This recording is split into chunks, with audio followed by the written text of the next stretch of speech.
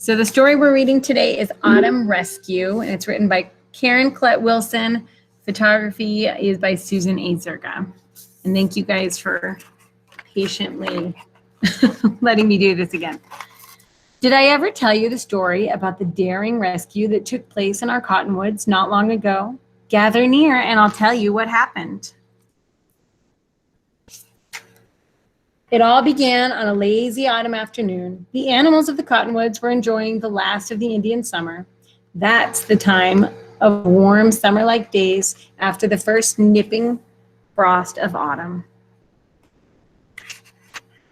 The wild turkeys scratched the ground for grain and seeds while the migrating birds were gathering for their long flight south.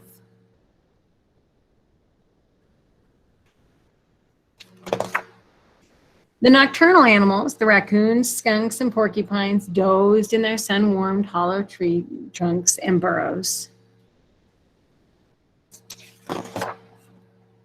Even the royalty of the woods, the stately, graceful deer, were enjoying the perfect day. They browsed on rose hips and delicate tree shoots while serenely surveying their domain. All of the deer except one, that is.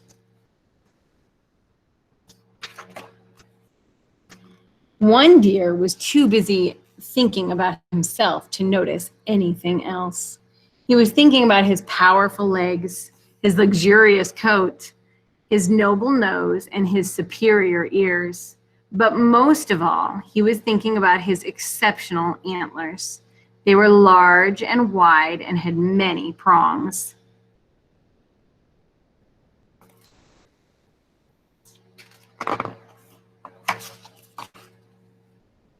He was proud of his antlers that he polished. He was so proud of his antlers that he polished them on tree branches.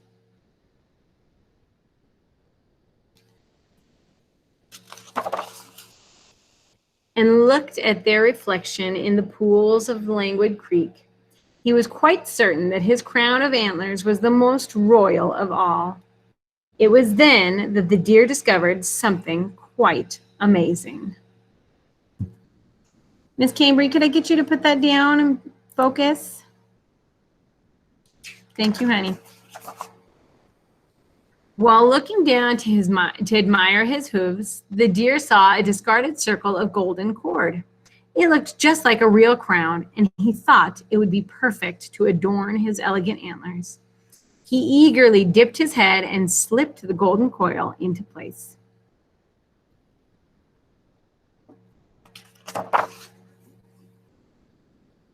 But the decoration that had seemed so perfect soon became a problem. The cord drooped over his eyes, making it hard for the deer to see. It caught on low-hanging branches, making it difficult for him to walk through the woods. And he even had trouble browsing on his favorite shrubs because the cord would tangle in them.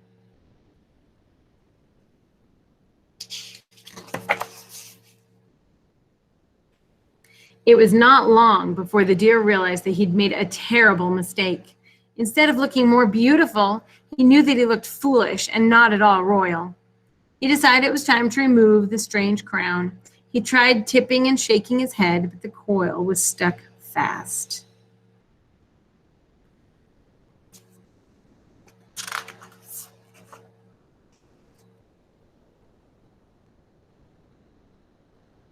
His dear friends looked at him with sympathy. Cambry, would you please put that down, all the way down? Thank you. They tried, but they were unable to rid him of his silly finery.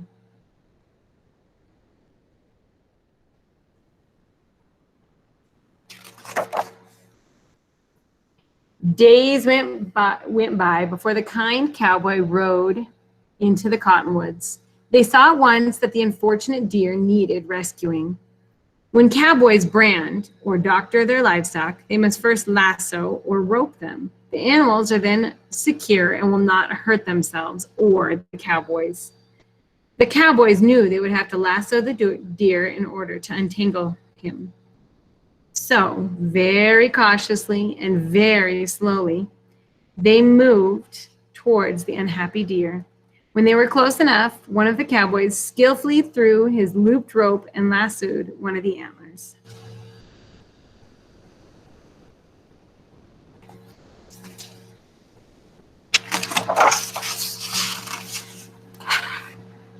Another of the cowboys expertly lassoed the other antler.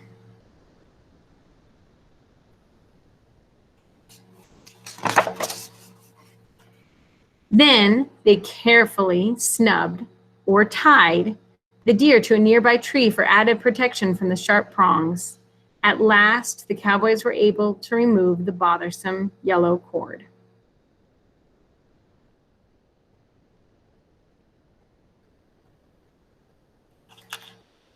Sophia, could you put down whatever you're playing with, please? Thank you. The relieved and thankful deer was set free, and he returned safely to his herd.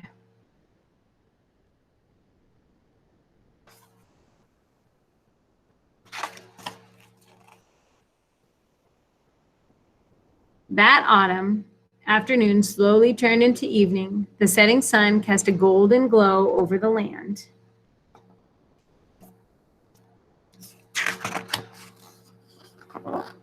Another day had passed in the cottonwoods. It might have been like so many others, except on that day, a very haughty deer had finally been rescued.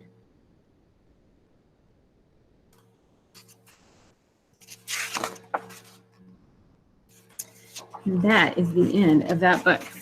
What did you guys think? I got a thumbs up from Owen and a thumbs up from Troy. Couple others. All right. But you know, I saw a deer fight in the middle of Twin Falls, and it was so sick, and both of the antlers got stuck, and then someone had to like help them, and then they ran back to the wild. Okay. Elizabeth, did you have a question? Yes, Elizabeth? Yeah. Yesterday, my mom painted my nails orange and white. I want you guys to focus on the story for now. I'd love to stay a little bit and chit chat with you guys afterwards because I haven't seen you in so long. But right now, let's focus on the story. So what I really liked about the story is that it was true, right?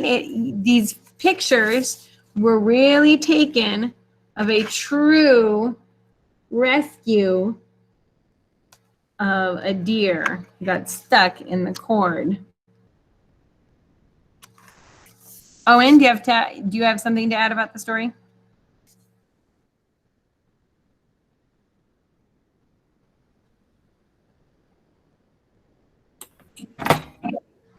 I like it because like they helped it. Mm-hmm. Okay, Miranda, do you have anything else you'd like to add?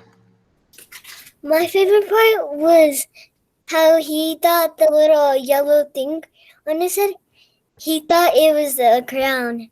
Yeah, I liked that part too. I thought that was pretty funny. Now, do you think the author really knew if that's what he thought it was? Do you think the author really knew that? Well, here's my question for you guys. I see a lot of heads nodding. Do you think that the author knows how to speak to deer? Mm-mm. Right. So the rescue itself is true. The rescue is true. But the author really had to make up a few things about how they thought the deer felt. Right. Max, would you like anything? Would you like to add something? I like that part too. Yeah. Did you guys know that there's other books by this author as well? There's one for each season, and so I think we'll definitely have to read the other ones because they're pretty fun. Owen?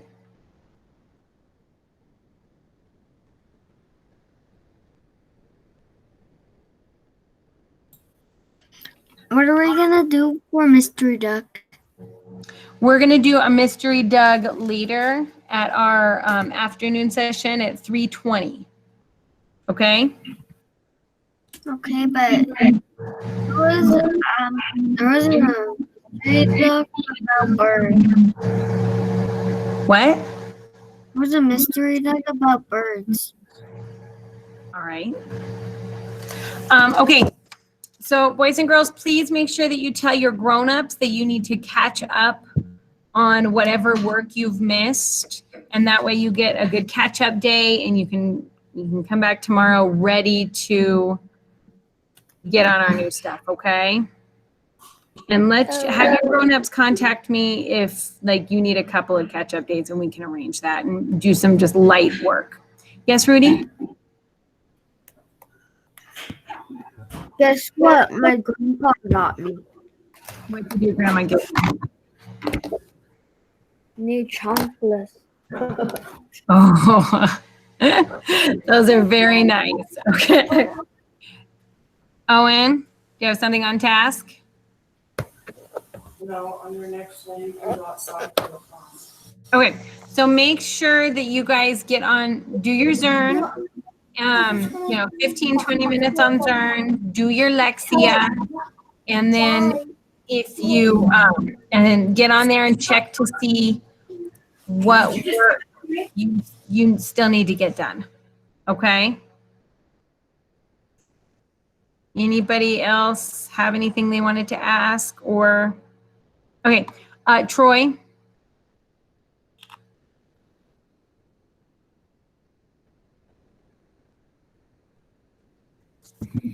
The story was fiction because fiction means things are real and non-fiction means things are not real. Ooh, you made a goofy mistake. You mixed those up a little bit. So you're correct in that the story was fiction, which means that it's made up and it's make-believe. This story was made up and make-believe because we can't actually know what that deer is thinking, right?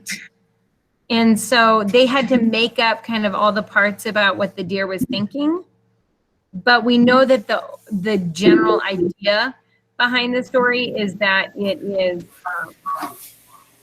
was true, but the whole story where it talked about the deer and how he felt and everything else, that had to be made up. And so it is still considered a fictional story, which is made up, make believe, not a non-fiction story, which teaches us about things. But it was kind of tricky, huh, Troy? Okay, we're gonna do one last thing. We're gonna do the that Silent E song. I'm gonna put that on there. Oh no, Miss Valerie, I think you're frozen.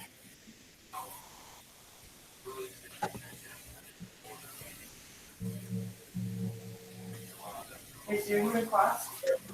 Get off your phone. Okay, can you guys see this? And when you get a break, there's your breakfast. Don't You get see the Silent E video? Somebody's gonna have to tell me because I can't see you currently. Yeah, we can see it. Wonderful. Okay, let me know if you can hear I it. am Silent E, and I am very tricky. I can jump on a vowel, leap over a consonant, and Okay, if stand you next can to hear it it, be quietly. quiet and please listen. When I do this, I make the vowel say its own name. So mute your All I mics have and you to can do sing is stay along. quiet. But mute That your is why mics. they call me Silent E. I can change hop to hope. I can change slop to slope. I make a vowel say its name when I play the jumping game. I can change can to cane. I can change plan to plane. I make a vowel say its name when I play the jumping game. Let's try a few more. I can change dim to dime. I can change slim to slime. I make a vowel say its name when I play the jumping game. I can change bit to bite. I can change kit to kite. I make a vowel say its name when I play the jumping game. I can change car to care. I can change star to stare. I make a vowel say its name when I play the jumping game. Wait, I have a few more tricks up my sleeve. You think changing a vowel was easy? I could change C and G just by standing next to them. I can change G to J. I can change K to S. When they stand next to me, I change the C and the G. Let's give it a try. You don't say rack, you say grass. Wait, stop. I know what you're thinking. I need to change both sounds. You don't say rack, you say grace. You don't say fact, you say face. I change the vowel and the C when they stand next to me. You don't say rag, you say rage. You don't say sag, you say sage. I change the vowel and the G when they stand next to me.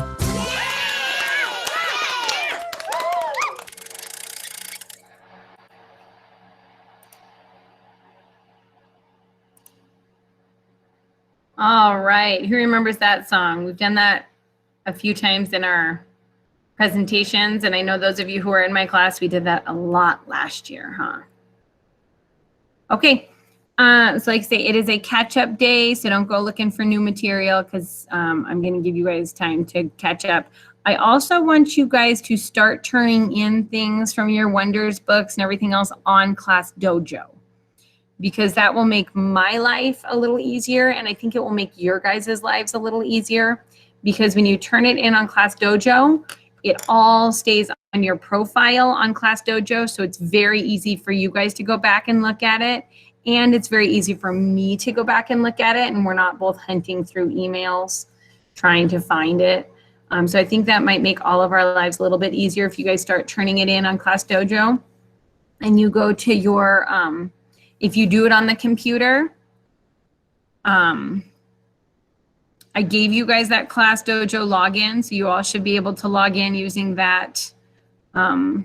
If you need help getting the login again, let me know, and I can get that to all of you guys so you can log in. So maybe today, now I know Ashlyn's already done this, so Ashlyn, I don't need you to do this again.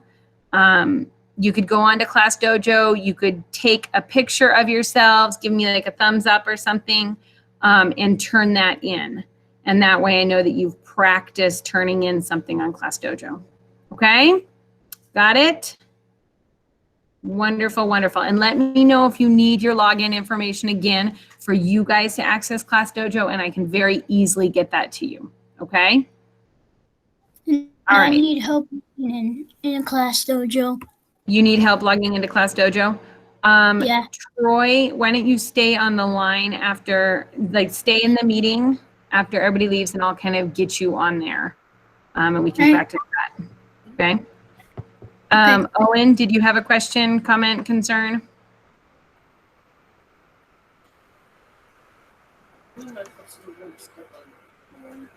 I don't have to take a picture of my face. Okay, cool. Miranda?